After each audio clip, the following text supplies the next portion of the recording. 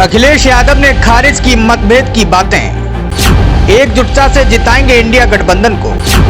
लोकतंत्र और संविधान पर खतरा मंडरा रहा। भाजपा इन गंभीर सवालों से कर रही किनारा। सपा अध्यक्ष अखिलेश यादव ने माना कि इस बार का लोकसभा चुनाव अब तक हुए चुनाव में सबसे ज्यादा महत्वपूर्ण व चुनौतीपूर्ण होगा। इन चुनाव के साथ ऐसे मुद्दे जुड़े हैं जिनका लंबे समय तक असर होना है। उन्होंने कहा कि लोकतंत्र और संविधान पर खतरा मंडरा रहा है।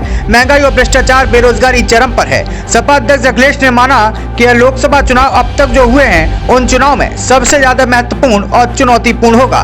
इन चुनाव के साथ ऐसे मुद्दे जुड़े हैं जिनका लंबे समय तक असर होना है। उन्होंने कहा कि लोकतंत्र और संविधान पर खतरा मंडरा रहा है। महंगाई और भ्रष्टाचार और बेरोजगारी चरम पर है। महिलाएं व बच्चियों की जिंदगी दिन प्रतिदिन असुरक्षित होती जा रही है। भाजपा इन सवालों से किनारा कर इवेंट की राजनीति से जनता का ध्यान भटकाना चाहती है।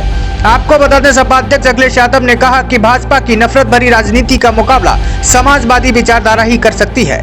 सपा विकास और निर्माण की बात करती है। पार्टी के सभी कार्यकर्ता और पदाधिकारी इस बात पर ध्यान दें कि मतदाता सूची में अपने समर्थकों के नाम कटने पाएं। उन्होंने कहा कि भाजपा ने पिछले विधानसभा चुनाव में हजारों समाजवादी समर्थकों के वोट के साथ हेराफेरी कर सत्ता पर जबरन कब्जा कर लिया था।